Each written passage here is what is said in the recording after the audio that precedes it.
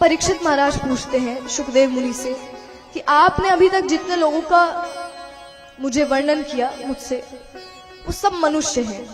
मेरा प्रश्न है, जो पशु पक्षी होते हैं क्या वो भगवान को पा सकते हैं? या ऐसा कभी हुआ है कि किसी पशु को भगवान ने दर्शन दिए हो? शुकदेव मुनि कहते हैं, हाँ हुआ तो है। अब बताइए कौन है?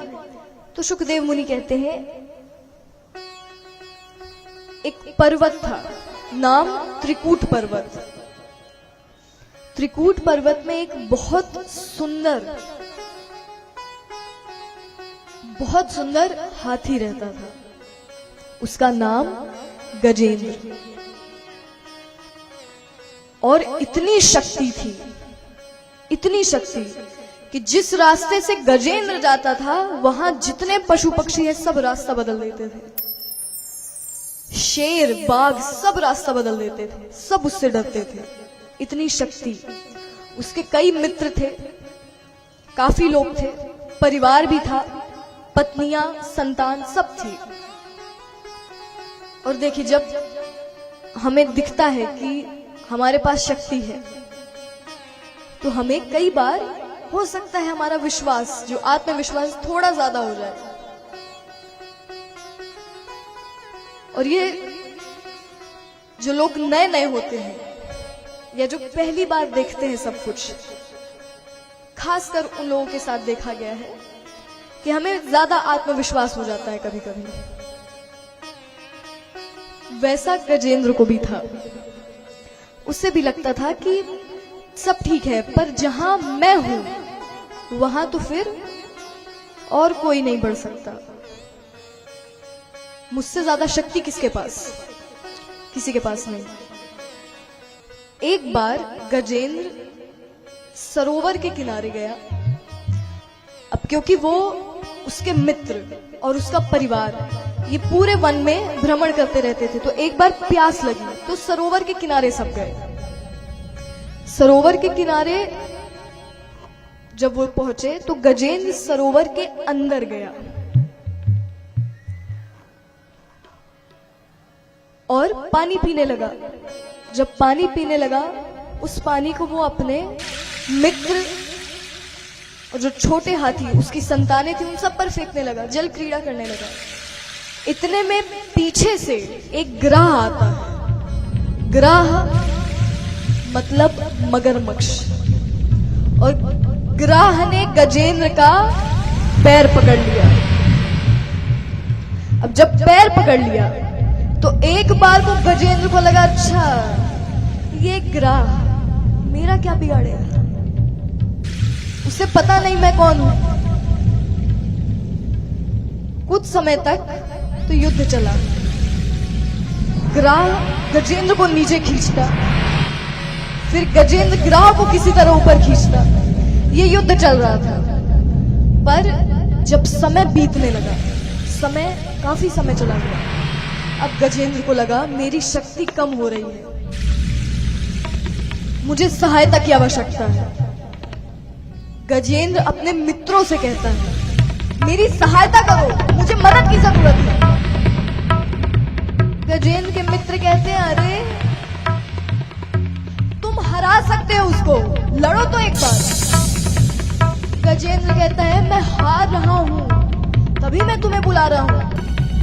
गजेंद्र के मित्र कहते हैं, अच्छा मतलब जब तक तुम्हारा अच्छा समय था तब तक तुम मुखिया, अब जब जरूरत पड़ी है तो हमें बुला रहे हो, खुद लड़ो। परिस्थितियां तुमने बनाई, खुद देखो। गजेंद्र कहता है, ये कैसे मित्र थे? जब मुझे आवश्यकता है तब सबने साथ छोड़ दिया। अब गजेंद्र अपनी संतानों को देखता है, उधर तुम आओ मेरी मदद करो। संतानें कहती हैं, पिताश्री बड़े बड़े तो मदद कर नहीं पा रहे, हम तो इतने छोटे हैं, हम क्या बचाएंगे, हमें क्यों देख रहे हैं आप? गजेंद्र को लगता है जब ये मदद नहीं कर रहे तो पत्नियां क्या ही मदद कर लेंगी, मैं किसे देख लूं? पत्नियों ने भी कहा, आपको बुलाने में देर हो गई। इतने बड़े बड़े आपके मित्र तो मदद कर नहीं रहे। हमारे अंदर तो इतनी शक्ति भी नहीं कि हम उसे मार सके। और मान लो हम गए भी और उसने हमें पकड़ लिया तो आपके स्थान पर गजेंद्र कहता है, देखो आवश्यकता है तो कोई नहीं दिख रहा मुझे। जब सारे रास्ते बंद हो गए, कोई रास्ता नहीं खुला, तब गजेंद्र आंखें बंद करके कहता है, हे द्वारिकाधीश मेरी मदद करो, हे द्वारिका के नाथ मेरी रक्षा करो। और इतना कहते ही वो आवाज जैसे भगवान तक पहुंची। फिर क्या हुआ?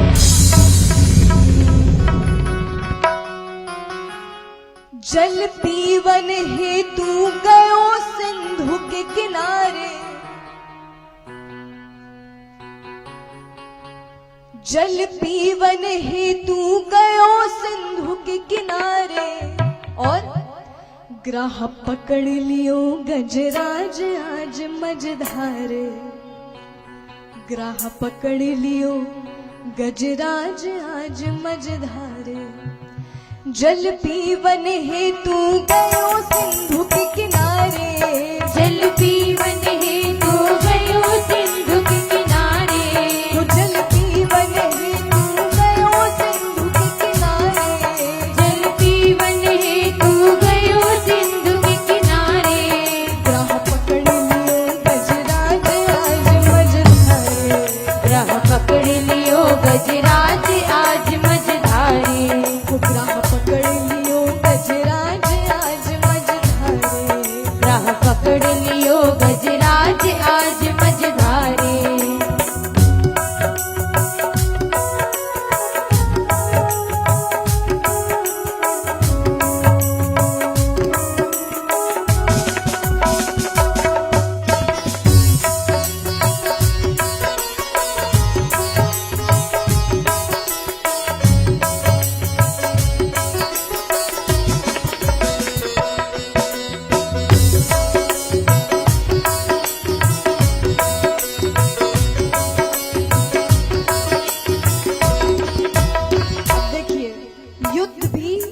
बहुत समय तक चलता रहा। भयो 4 प्रहर को युद्ध बीच जलधारे, भयो 4 प्रहर को युद्ध बीच जलधारे, भयो 4 प्रहर को युद्ध बीच जलधारे, भयो 4 प्रहर को युद्ध बीच जलधारे। पल पल खींचत है ग्राह सिंधु मझधारे, पल पल खींचत है ग्राह सिंधु मझधारे, पल पल खींचत है ग्राह सिंधु मझधारे, पल पल खींचत है ग्राह सिंधु मझधारे।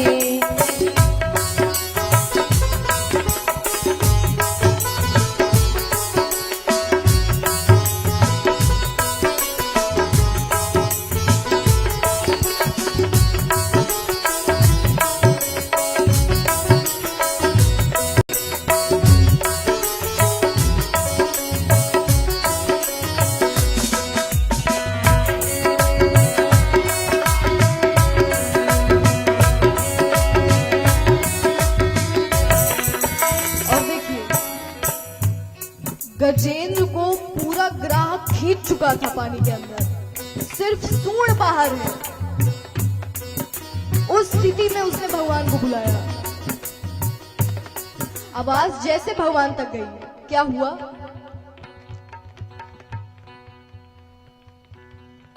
आधी रात का समय था। भगवान कच्ची नींद में उठते हैं। सुन आधी रात में तेरे चौक प्रभु जागे, सुन आधी रात में तेरे चौक प्रभु जागे, सुन आधी रात में तेरे चौक प्रभु जागे, सुन आधी रात में तेरे चौक प्रभु जागे। व्याकुल दीनानाथ करुण तज भागे, हुए व्याकुल दीनानाथ करुण तज भागे, हुए व्याकुल दीनानाथ करुण तज भागे, हुए व्याकुल दीनानाथ करुण तज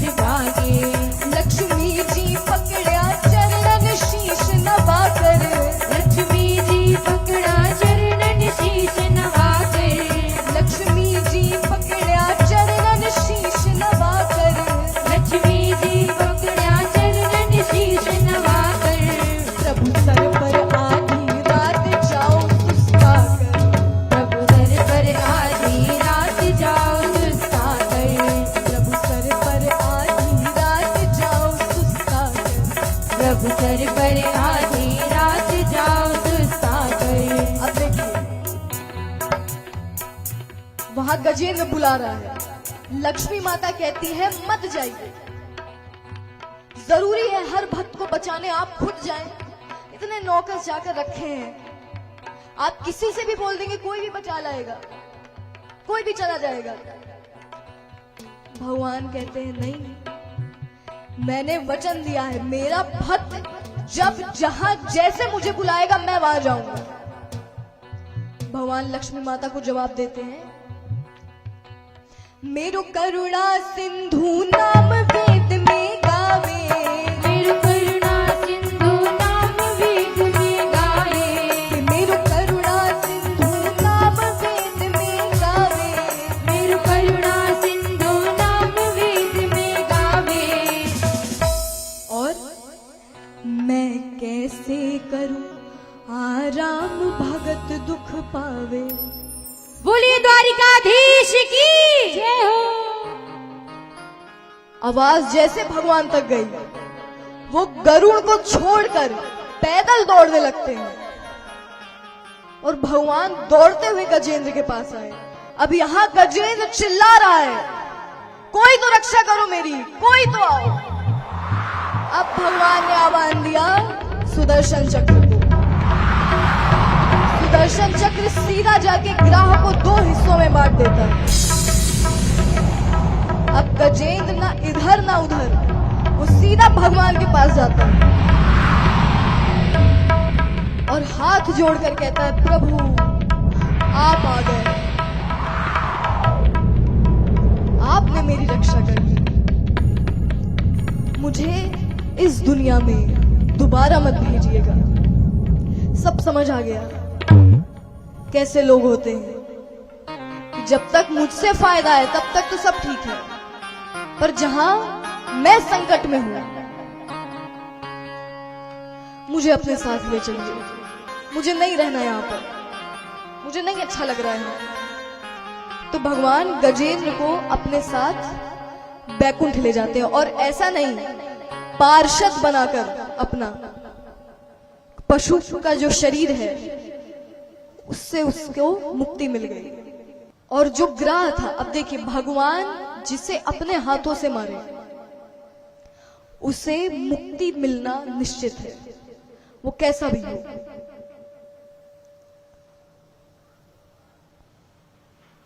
तो ग्राह को भगवान ने अपने सुदर्शन से मारा तो उस ग्राह को भी मुक्ति मिल गई और उसे भी बैकुंठ धाम की प्राप्ति। अब ऐसा नहीं कि वो भी भगवान के साथ रहने लगा, नहीं, वो भगवान में समाहित हो गया।